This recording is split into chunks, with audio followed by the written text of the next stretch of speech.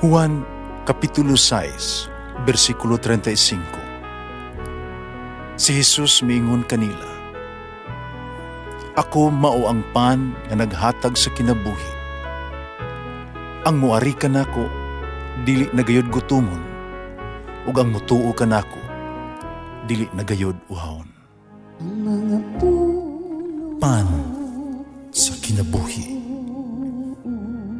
maglikon unta sa mong pagtuo ug gagaka kami sa pagtuman sa imong mahal nga kasuguan. Ang Ginoo manaakan ninyo. Santos ng Ebanghelyo sumala ni San Mateo. Miadto kang Jesus ang mga tinunan ni Juan nga magbubunyag ng utana. Kanuman nga kami og ang mga Fariseo masubsob nga nagpuasa, panwala magpuasa ang imong mga tinunan. Si Jesus mitubag, nagunahuna ba gayud di ay kamo nga magsubo ang mga dinapit sa kumbira sa kasal samtang ang pamanhunon uban pa kanila? Dili gayud. Apan moabot ang panahon nga ang pamanhunon kuhaon gikan kanila, magpuasa na unya sila. Walay magtapak og bag-ong panapton sa daang biste, kay maong tapak magagisi man sa biste. Ug mosamot kadako ang gisi niini. O walay tao nga magsulod og bag-ong bino ngadto sa daang sudanang nga panit. Ikon iya ang himuon kini, magisi ang sulanan, ug unya ang bino mausik, ug madaot ang sulanan. Hinunua ang bag-ong bino isulod sa mga sulanan, ug bag-o aron dili maunsa ang bino ug ang mga sudlanan. Ang Ebanghelyo sa Ginoo. Pasalamati ang Ginoo kay siya maayo, ang iyang gugma mulungtad hangtod sa kahangturan. Pasalamati ang Diyos sa tanang mga Diyos, ang iyang gugma malungtaron. Pasalamati ang Ginoo sa mga Ginoo, ang iyang gugma balungtaron.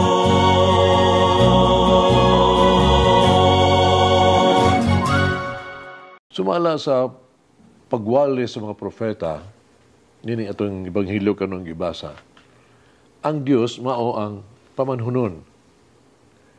Ang Israel mao ang pangasaunon. Ang kumbira sa kasal nagtumong sa gingharian sa langit. Uban ni ining gitawag nato analogy sa kaminyoon, brother analogy. Makingong kita, wala gito'y lugar sa pagpuasa. Ang pagpuasa din kinahanglang kini pagpuasa ba? Imuong kini sa saktong hustong dapit, hustong higayon, o sa hustong panahon. Kinikinahanglan nga buhaton for the right reason. Usamtang si Jesus, siyang pagsugod, no? Pagwalis ging harian sa Dios dinhi sa yuta, ingon daw og bag-ong bino, no? Kinidili ang hustong panahon sa pagpuasa. Hinuon kinahanglan, no? Silang magmaya kay kauban nila sa Jesus. Lawa pa nga sila dili lamang magmaya, apan kinahanglan gyud baghuon ang ilang kagulingon, ang ilang kinabuhi alang kang Jesus. Ang ilang daan mga batasan, daan nga mga paagi, daan mga estilo, sama sa daan nga mga panit. Kinahanglan ilisan aron mahiuyon sa pamaagi o kabubuton ni Jesus. Uban sa pag-abot sa harian, no? Kinahanglan kita usab mapihaangay kaniya. Atong dawaton siya diha sa pagbag-o sa tuang kinabuhi. Si Jesus ang ato ang tumong sa kinabuhi. Siya ang tinuol nga paglaom. Aron makauban si Jesus sa kahigayon dihas tong kalipay. Ang pagsinati kang Jesus usa ka mamayaong panghitabo sa atong kinabuhi.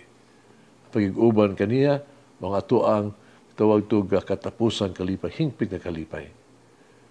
Ang iyang presensya magdala og kalinaw. Siya maghatag og kaayuhan. Siya maghatag kanato og mga panalangin. Sa ingon, kinahanglan ba na magguol, mabalaka kita kung kauban nato sa Jesus? Doon na ba usa kahigayon nga sa walay kasiguruan o pagdaduha kung si Jesus uban ka nato? Kung ato nang ibulag ang atong kagalingon gikan kang Jesus, nan, kita kinahanglan, siguro yun nga kita mabangutan, kung kita mubiya kaniya, o magbudhi kaniya, nan kita kinahanglan, manang panahon na, magpuasa o magkinulsol. So diha nga kita mapakyas ni Jesus, nan kita kinahanglan magbasol, ug usbo ng ato ang daan nga kagalingon. Ato ang pangutan ng atong kagalingon. Unsa anaa sa to ang kinabuhi nga kinahanglan ug kausaban. Unsa ang gusto ni Jesus nga atong buhaton. Isugilanon sa kamaalamon kay magtatambag sa hari, iyang counselor. Siya makiangayon, no? Buutan na maghuhukom. Ambungan sa siya. Ang anak ka babae sa hari, nasina pag-ayo kaniya. Kaya tungod kay ang iyang amahan, mas pamina mugod ni ining tawhana. Gusto sa prinsesa nga pakaulawan siya. Tubangan siya amahan. Busa siya mabibiyay, unang utana kaniya, prinsesa, sultihi ako, nga nung gibutang man sa Diyos ang iyang dakong kaalam, ang sanabutan diha kanimo, o sa ramang kakayano, ordinaryong tao. Sa pagtubag, maingon siya, nangutana sa siyasad, ang magtatambag, diin man tiguma sa imong amahan, ang iya mga maing bino. Ang prinsesa mitubag, sa mga tadyaw nga binuhat sa yuta, kulon. Ang matatambag, mitubag. Nganong diha man lang sa tadyaw nga binuhat sa yuta. Bisan mga kabus nga mga mag-uuma, nagbutang sa ilahang bino sa usa ka tadyaw nga binuhat og yuta. Sila yano, ordinaryo lang nga mga ordinaryo kayo. Nganong dili man ibutang nila sa bulawan o pilak o mga kupa nga sudlanan. Ambot ngano pumpas prinsesa, may biya siya. Pagbiya niya, gimanduan din niya ang mga tutong pangulo, biniyalan siyang mga sulugoon, no? Iyang gisugo, no? Nga ang tanang bino gikan sa tadyaw nga binuhat sa yuta, ibalhin dito ibubo ngadto sa sulanan nga bulawan. So wala madugay ang hari sa higayon ni ana na organisar usa ka dakong bangkete. Gibitar niya ang tanang mga dagkong tao diya siyang palasyo. Unya iya diyang gimanduan, kay pagawas dayon ang mga labing nindot nga bino aron mainom sa mga bisita. So dihang ilang gitilawan ang bino, kini aslong ug lami. Hari na suko, ug naulawan siya. Gipatawag niya ang iyang punuan, piniyalan. Imangutana kung nganong aslom ang bino. So gisultian sa Pangulong piniyalan, kagisugo siya sa iyang anak, kay babae, ang prinsesa, pagbutang sa bino, gikan sa tadyaw nga binuhat sa yuta, ngadto sa sulanan nga bulawan og plata. Ikasab-an sa publiko ang prinsesa. Unya ang prinsesa, midali pag-adto sa magtatambag, humingon kaniya, ikaw naghimo kanako usa ka buang. Kung matatambag mitubag, kituduan ko na ikaw og usa ka leksyon. Karon mahibalaan na nimo kung ngano nga ang Dios usahay o kanunay gani mo butang sa kaalam sa mga yano ordinaryo mga binuhat. Ang kaalam sama sa bino, labing maayo, nga tipigan kini sa ubos ng mga sulanan. Mag-ampaw kita. Higumaon nga pinanggaon nga Ginoong Hesus.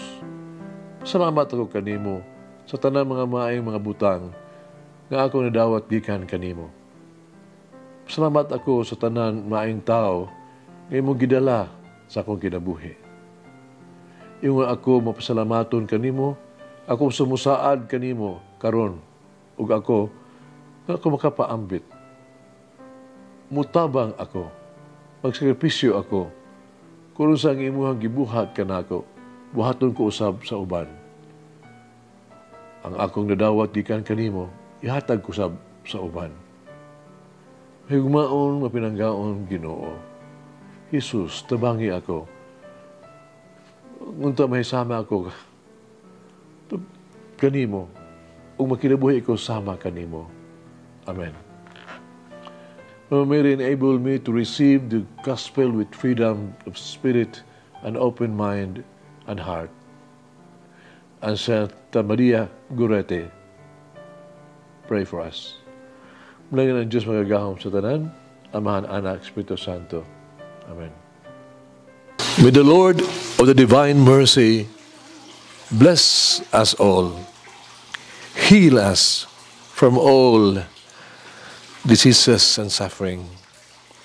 Ayun unta niya kita, tanang mga sakit na sa lawas o sa kalag, body and soul. In the name of the Father, the Son, and of the Holy Spirit. Jesus, I trust in you. Amen. Whoever eats the bread of life will never hunger, says the Lord. Kay galaan inyong nabati ang pagpaambit ug hamubong pamalandong sa pulong sa Dios pinaagi sa tulumanon. Pan sa kinabuhi nga gidumala ni Monsignor Daddy Silva. Hangtod na usab sa sunod higayon, daghang salamat. The bread of life.